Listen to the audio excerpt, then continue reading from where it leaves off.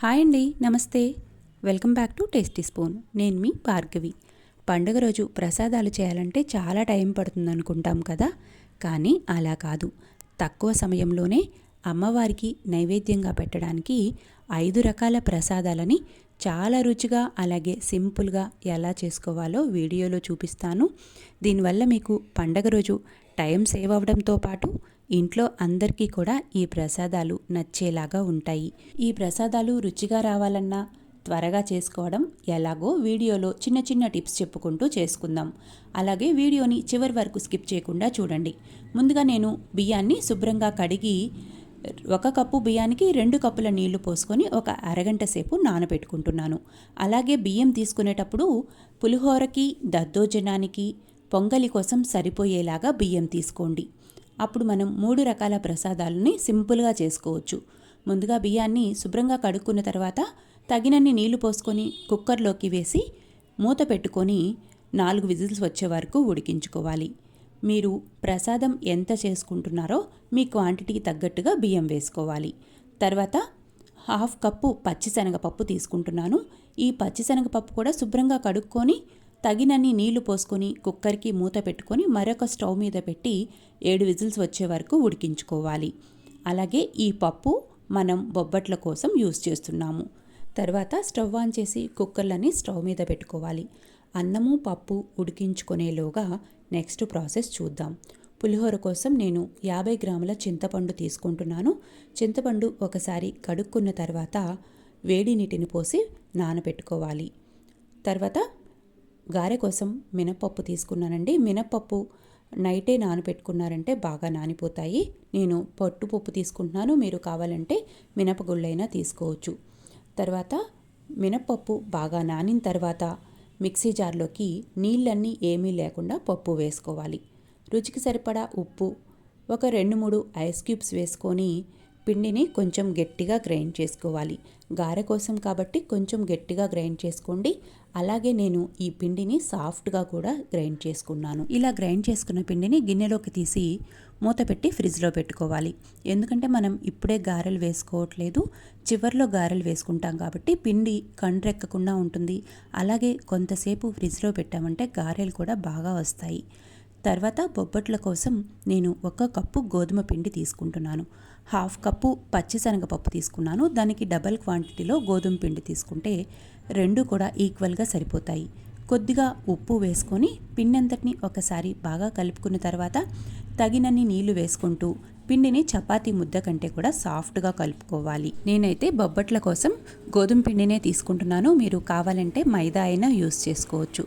ముందుగానే ఇలా పిండిని కలిపి పెట్టుకోవడం వల్ల పిండి నానుతుంది కాబట్టి బొబ్బట్లు కూడా బాగా సాఫ్ట్గా పొంగి వస్తాయి. ఒకసారి కలుపుకున్న తర్వాత 2 టేబుల్ స్పూన్ల నెయ్యి కానీ నూనె కానీ వేసుకొని పిండిని మరొకసారి బాగా సాఫ్ట్గా కలుపుకోవాలి.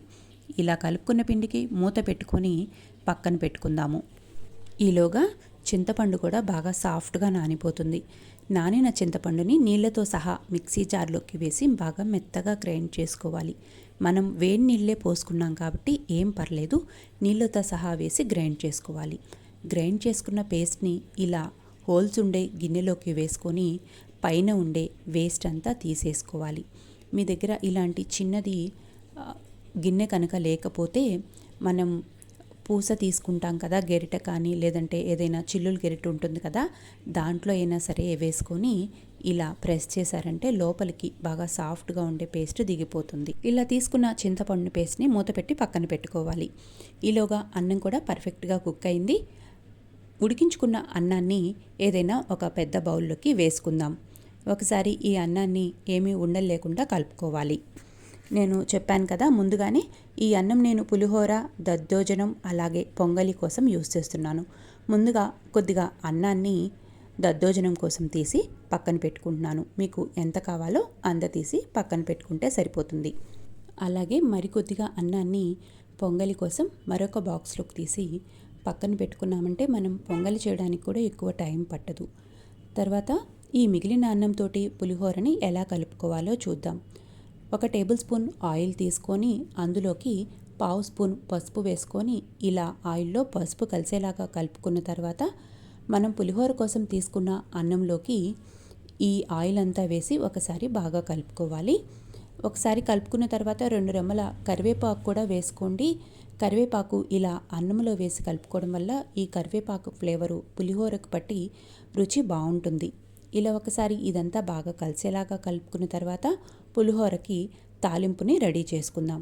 తాలింపు కోసం స్టవ్ మీద ప్యాన్ పెట్టుకొని 2 టేబుల్ స్పూన్ల ఆయిల్ వేసుకోవాలి. ఆయిల్ హీట్ ఎక్కిన తర్వాత 1 స్పూన్ ఆవాలు, 2 స్పూన్ల పచ్చిశనగపప్పు, 1 స్పూను జీలకర్ర వేసి ఒకసారి తాలింపుని ఫ్రై చేసుకోవాలి. ఆవాలు బాగా చిటపట్లాడిన తర్వాత 3 స్పూన్ల పల్లీలని తాలింపులోకి వేసుకొని పల్లీలు ఫ్రై చేసుకోవాలి. పల్లీలు ఫ్రై అయిన తర్వాత 4-5 ఎండుమిర్చి, 2 రెమ్మల కరివేపాకు వేసి ఒకసారి కలుపుకోవాలి. ఎండుమిర్చి ముందే వేశారంటే కలర్ మారిపోయి నల్లగా అయిపోతాయి. తర్వాత కొద్దిగా ఇంగువ, ఒక చిన్న ముక్క అల్లాన్ని తురిమి వేసుకోండి. పులిహోరకి ఫ్లేవర్ బాగుంటుంది. మనం తినేటప్పుడు అల్లం ఫ్లేవర్ వస్తుంది కదా, రుచిగా ఉంటుంది. అలాగే 4-5 పచ్చిమిరపకాయలను కూడా మధ్యలోకి కట్ చేసి వేసి ఒకసారి కలుపుకున్న తర్వాత మనం ముందుగా పేస్ట్ చేసి పెట్టుకున్న చింతపండు పేస్ట్ని ఈ తాలింపులోకి వేసుకోవాలి. కొద్దిగా పసుపు, ఒక చిన్న ముక్క బెల్లం వేసుకోండి. పులిహోరని టేస్ట్ బ్యాలెన్స్ చేసి బాగా పులిహోర రుచిగా ఉంటుంది. చింతపండు వేసిన తర్వాత ఒకసారి కలుపుకొని ఒక 2-3 నిమిషాల సేపు ఈ పులుసునంతా ఉడికించుకోవాలి. పులుసు ఉడికించుకున్న తర్వాత తగినంత ఉప్పు వేసి మరొకసారి కలుపుకొని స్టవ్ ఆపేసుకోవాలి. నేను ఉప్పు ఇంకా రైస్లో ఏమీ వేయలేదు. ఈ చింతపండు పేస్ట్లో వేసిన ఉప్పే మనకి అన్నంలోకి సరిపోతుంది. ఫ్రై చేసుకున్న తాలింపునంతటిని మనం కలిపి పెట్టుకున్న అన్నంలోకి వేసి ఒకసారి కలుపుకోవాలి. ముందు వేడిగా ఉంటుంది కాబట్టి గెరటితోటి కలుపుకోండి. తర్వాత ఒక చిన్న క్యారెట్ని సన్నగా ఇలా తురిమి వేయండి. చూడ్డానికి కూడా చాలా బాగుంటుంది. క్యారెట్ వేసిన తర్వాత మరొకసారి కలుపుకొని ఈ పులిహోరని కొంచెం ప్రెస్ చేసి పక్కన పెట్టుకుందాము. దీనివల్ల ఉప్పు, పులుపు అంతా కూడా రైస్కి పట్టుకొని పులిహోర టేస్టు బాగా రెట్టింపు అవుతుంది. అంతే అండి, పులిహోర ప్రసాదం రెడీ అయిపోయింది. దీన్ని పక్కన పెట్టుకొని నెక్స్ట్ దద్దోజనం ఎలా ప్రిపేర్ చేసుకోవాలో చూద్దాం. దద్దోజనం కోసం కూడా మనం అన్నం తీసి పక్కన పెట్టుకున్నాం కదా, ఇందులోకి 1/2 స్పూన్ పసుపు వేసుకొని అన్నాన్ని కొంచెం గట్టిగా ప్రెస్ చేస్తూ సాఫ్ట్గా కలుపుకోవాలి. దద్దోజనం సాఫ్ట్గా ఉంటేనే బాగుంటుంది కదా. కలుపుకున్న అన్నంలోకి 1 కప్పు పెరుగు వేసుకోవాలి. ఉడికించిన అన్నం ఎంతైతే తీసుకుంటామో అంత పెరుగు తీసుకోండి, బాగుంటుంది. ఇలా కలుపుకున్న అన్నంలోకి కొద్దిగా క్యారెట్ తురుము వేసుకొని దద్దోజనం కోసం తాలింపు వేసుకుందాం. తాలింపు కోసం స్టవ్ మీద ప్యాన్ పెట్టుకొని 1 టేబుల్ స్పూన్ ఆయిల్ వేసుకోవాలి.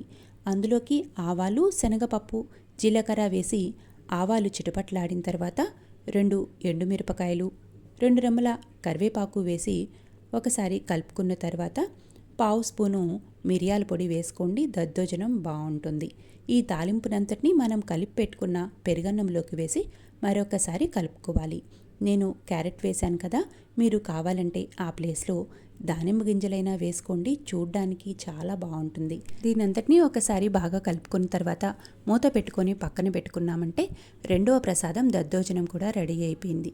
ఇంకా తర్వాతి ప్రసాదం పొంగలి. దీనికోసం కూడా మనం ఉడికించుకున్న అన్నాన్ని తీసి పక్కన పెట్టుకుందాం కదా.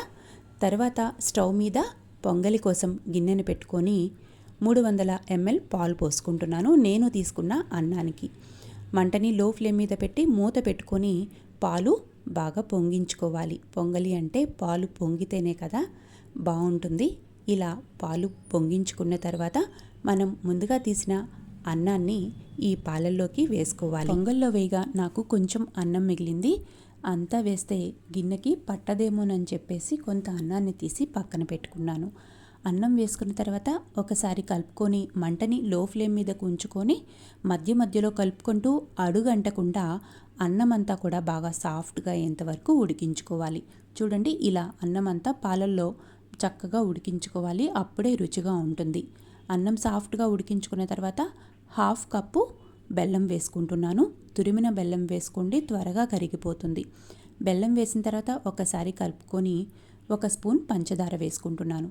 మీరు కావాలంటే మీ పాయసం క్వాంటిటీకి తగ్గట్టుగా 1 or 2 స్పూన్స్ పంచదార వేసుకోండి. పంచదార వల్ల పాయసం ఎక్కువ స్వీట్గా అనిపిస్తుంది, బాగుంటుంది. ఇలా బెల్లం వేసుకున్న తర్వాత కూడా ఒక 5 నిమిషాల సేపు కలుపుకుంటూ ఉడికించుకోవాలి. ఇలా చక్కగా సాఫ్ట్గా అయ్యేంత వరకు ఉడికించుకున్న తర్వాత ఇందులోకి మనం ముందుగా ఉడికించి పెట్టుకున్నాం కదా బొబ్బట్ల కోసం శనగపప్పు, 2 స్పూన్ల శనగపప్పుని ఈ పాయసంలోకి వేసుకోవాలి. ముందే అన్నంతో పాటు వేసామంటే కనుక ఆల్రెడీ శనగపప్పు ఎక్కువ సాఫ్ట్గా ఉడికిపోయాయి. మనం అన్నంతో ఉడికిస్తే ఇంకా మెత్తగా ఉడికిపోతాయి. అందుకని తర్వాత యాడ్ చేస్తున్నాను. కొన్ని చిన్న గ్లాస్ పాలు పోసుకొని 2 యాలకుల్ని దంచి వేసుకోవాలి. దీన్నంతటిని మరొకసారి కలుపుకొని కొంచెం దగ్గరగా అయ్యేంత వరకు ఉడికించుకోవాలి. మరీ గట్టిగా అయ్యేంత వరకు ఉడికించుకోవద్దు. నేను వీడియోలో ఇలా కన్సిస్టెన్సీ ఇలా అయ్యేంత వరకు ఉడికించుకోండి. అప్పుడు చల్లారిన తర్వాత కూడా గట్టి పడకుండా ఉంటుంది. ఇలా ఉడికించుకున్న పాయసాన్ని స్టవ్ ఆపేసుకోవాలి. స్టవ్ ఆపేసిన తర్వాతే ఒక పావు స్పూన్ ఉప్పు వేసుకోండి, లేదంటే పాయసం ఇరిగిపోయినట్టుగా వస్తుంది. ఉప్పు వేసిన తర్వాత ఒకసారి బాగా కలుపుకున్న తర్వాత 2 టేబుల్ స్పూన్ల నెయ్యిలోకి జీడిపప్పు, కిస్మిస్ ఫ్రై చేసుకొని ఈ పొంగల్లో వేసి మరొక్కసారి కలుపుకున్నారంటే అమ్మవారికి 3వ ప్రసాదంగా పొంగలి రెడీ అయిపోయినట్లే. దీన్ని కూడా పక్కన పెట్టుకొని మరొక ప్రసాదం బొబ్బట్లు. వీటిని ఎలా చేసుకోవాలో చూద్దాం. మనం బొబ్బట్ల కోసం కూడా రైస్తో పాటే మరొక స్టవ్ మీద శనగపప్పుని ఉడికించుకున్నాం. నేను పోసిన నీళ్లు కరెక్ట్గా సరిపోయాయి. ఎక్సెస్ ఏదైనా వాటర్ అనిపిస్తే మీకు తీసి పక్కన పెట్టుకోండి. వీటిని మిక్సీ జార్లోకి వేసి బాగా మెత్తగా గ్రైండ్ చేసుకోవాలి. గ్రైండ్ చేసుకున్న పిండిని మరొక గిన్నెలోకి వేసుకొని 1/2 కప్పు బెల్లం వేసుకుంటున్నాను. మీరు శనగపప్పు ఎంతైతే తీసుకుంటారో అదే క్వాంటిటీలో తురిమిన బెల్లం తీసుకోండి. అప్పుడు బొబ్బట్లలో స్వీటు కరెక్ట్గా సరిపోతుంది. బెల్లం వేసుకున్న తర్వాత స్టవ్ మీద పెట్టుకొని బెల్లాన్ని కలుపుకుంటూ ఉన్నారంటే బెల్లం ఇలా కరిగిపోతుంది. కన్సిస్టెన్సీ ఇలా జారుగా అవుతుంది. తర్వాత ఒక స్పూను యాలకుల పొడి వేసుకుంటున్నాను. నేను 2 యాలకుల్ని పంచదారతో పాటు మిక్సీలో వేసుకొని ఆ పౌడర్ని ఇందులోకి యాడ్ చేస్తున్నాను. మీరు కావాలంటే 2 యాలకుల్ని దంచైనా సరే పైన ఉండే తోలు తీసేసి ఆ గింజల్ని వేసుకోండి, సరిపోతుంది. పిండి కొంతసేపు ఉడికించిన తర్వాత వీడియోలో చూపిస్తున్న కన్సిస్టెన్సీ వచ్చాక స్టవ్ ఆపేసుకోవాలి. పూర్తిగా చల్లారిన తర్వాత చేతికి కొద్దిగా నెయ్యిని రాసుకొని వీడియోలో చూపిస్తున్నట్లుగా కొంచెం కొంచెంగా పిండి తీసుకొని మనం బొబ్బట్ల కోసం చిన్న సైజు ఉండల్లాగా చేసి పక్కన పెట్టుకుందాం. ఇలా ఒకేసారి చేయడం వల్ల టైం కూడా సేవ్ అవుతుంది. మనం ముందే గోధుమ పిండి కూడా కలిపి పెట్టుకున్నాం కాబట్టి ఈలోగా పిండి కూడా బాగా సాఫ్ట్గా నానిపోయింది. మరొక 2-3 నిమిషాల సేపు పిండిని మద్దన చేసుకున్నట్లుగా కలుపుకున్న పిండిని చిన్న సైజు ముద్దల్లాగా చేసుకోవాలి. తర్వాత ఏదైనా ప్లాస్టిక్ షీట్ మీద కానీ లేదంటే బటర్ పేపర్ మీద కానీ గోధుమ పిండిని పెట్టుకొని కొంచెం లైట్గా మందంగా ప్రెస్ చేసుకోవాలి. అలాగే ముందుగా రెడీ చేసుకున్న పూర్ణం పిండిని ఈ గోధుమ పిండిలోకి పెట్టుకొని అంచులు వీడియోలో చూపిస్తున్నట్లుగా క్లోజ్ చేసుకోవాలి. ఇలా క్లోజ్ చేసుకున్నారంటే పిండి బయటికి రాకుండా ఉంటుంది. ఒకసారి పిండి అంతా ఇలా రౌండ్గా చుట్టుకొని మరొకసారి బాల్ లాగా చేసుకోవాలి. షీట్ మీద పెట్టుకున్న తర్వాత మరొక స్పూన్ నెయ్యి వేసుకొని బాగా పల్చగా చేసుకోవచ్చు. మనం పిండి ఎంత పల్చగా కలుపుకుంటామో అంత పలచగా ఈ బొబ్బట్లని చేసుకోవచ్చు. మీకు చేత్తో చేసుకోవడం ఏదైనా కష్టంగా అనిపిస్తే మరొక ప్రాసెస్ చూపిస్తాను, చూడండి. ఇలా పిండి అంతా క్లోజ్ చేసుకున్న తర్వాత షీట్ మీద నెయ్యి వేసుకొని లైట్గా ప్రెస్ చేయండి. దానిపైన మరొక ప్లాస్టిక్ షీట్ వేసుకొని మనం దీన్ని స్ప్రెడ్ చేసుకున్నామంటే ఈజీగా ఈ బొబ్బట్టంతా స్ప్రెడ్ అయిపోతుంది. చాలా పల్చగా వస్తుంది. అలాగే బాగా రుచిగా కూడా ఉంటాయండి ఈ బొబ్బట్లు. ఇలా ప్రెస్ చేసుకున్న బొబ్బట్ని ఒక్కొక్కటిగా తీసుకొని బాగా వేడిగా ఉన్న పెనం మీద వేసుకోవాలి. పెనం ఒకసారి వేడెక్కిన తర్వాత బొబ్బట్టు వేసుకునేటప్పుడు మీడియం ఫ్లేమ్కి మంటని అడ్జస్ట్ చేసుకోవాలి. అప్పుడే పర్ఫెక్ట్గా లోపల వరకు కూడా బొబ్బట్లు కుక్ అవుతాయి. హై ఫ్లేమ్ మీద కాల్చుకున్నారంటే త్వరగా కలర్ వస్తాయి. ఒక వైపు కాల్చుకున్న తర్వాత రెండో వైపు కూడా రొటేట్ చేసుకొని పైన నెయ్యి వేసుకోవాలి. వెంటనే నెయ్యి వేయకుండా 1 నిమిషం తర్వాత 2 వైపులా కాల్చుకొని అప్పుడు నెయ్యి వేసుకున్నారంటే బొబ్బట్లు సాఫ్ట్గా అలాగే చక్కగా పొంగి చాలా బాగుంటాయి. చూడండి, ఇలా 2 వైపులకి రొటేట్ చేసుకుంటూ బొబ్బట్లని కాల్చుకోవాలి. మీరు కావాలంటే ఈ స్టఫింగ్ కోసం యూజ్ చేసిన లోపల బొబ్బట్ల పిండితోటి పూర్ణాలు కూడా వేసుకోవచ్చు.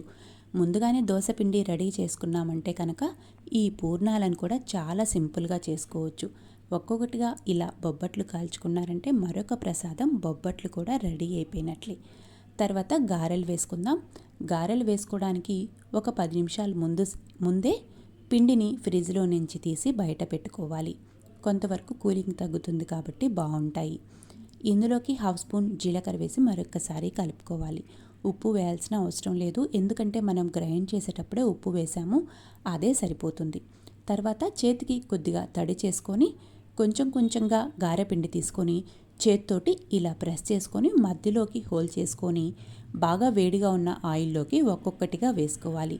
మీకు చేత్తో చేసుకోవడం కష్టంగా అనిపిస్తే ఏదైనా కవర్ మీద వేసి ఒక్కొక్కటిగా చేసుకున్నారంటే ఈజీగా ఉంటుంది. అలాగే హై ఫ్లేమ్లో ఉంచి గారెల్ని ఫ్రై చేసుకోండి. ఎందుకంటే నేను ఒకేసారి 5-6 గారెల్ని నూనెలోకి వేసుకుంటున్నాను కాబట్టి హై ఫ్లేమ్ పెట్టాను. లేదంటే 1-2 వేశారంటే కనుక మీడియం ఫ్లేమ్లో పెట్టి ఫ్రై చేసుకోండి. అప్పుడు లోపల వరకు కూడా పర్ఫెక్ట్గా కుక్ అవుతాయి. ఒక్కొక్కటిగా వేసుకున్న తర్వాత గారెల్ని 2 వైపులకి రొటేట్ చేసుకుంటూ మంచి బంగారు రంగు వచ్చే వరకు ఫ్రై చేసుకోవాలి. చూడండి, గారెలు కూడా చాలా బాగా వచ్చాయి. ఫ్రిడ్జ్లో పెడితే ఆయిల్ పీలుస్తుందేమోనే డౌట్ ఉంటుందేమో, అవసరమే లేదండి. చూడండి, అస్సలు ఆయిల్ పీల్చలేదు. పైన క్రిస్పీగా లోపల సాఫ్ట్గా గారెలు కూడా చాలా బాగా వచ్చాయి. అంతే అండి, మరొక ప్రసాదం గారెలు కూడా రెడీ అయిపోయినట్లే. ఇలా కనుక ప్లాన్ చేసుకొని ప్రసాదాలు చేశారంటే తక్కువ టైంలోనే రుచిగా, పండగ రోజు హడావిడి లేకుండా మనం ఈ నైవేద్యాలని అమ్మవారికి సమర్పించవచ్చు. చూడండి, చాలా తక్కువ టైంలోనే 5 రకాల ప్రసాదాలు రెడీ అయిపోయినాయి కదా. మీకు ఇందులో ఏ రెసిపీ బాగా నచ్చిందో కామెంట్ చేయడం మర్చిపోవద్దు. అలాగే ఇంతవరకు నా ఛానల్ని సబ్స్క్రైబ్ చేసుకోకపోతే సబ్స్క్రైబ్ చేసుకోండి. వీడియో నచ్చితే లైక్ చేయండి. మీ ఫ్యామిలీ, ఫ్రెండ్స్ అండ్ రిలేటివ్స్కి వీడియోని షేర్ చేయండి, యూస్ఫుల్గా ఉంటుంది. Thank you for watching video.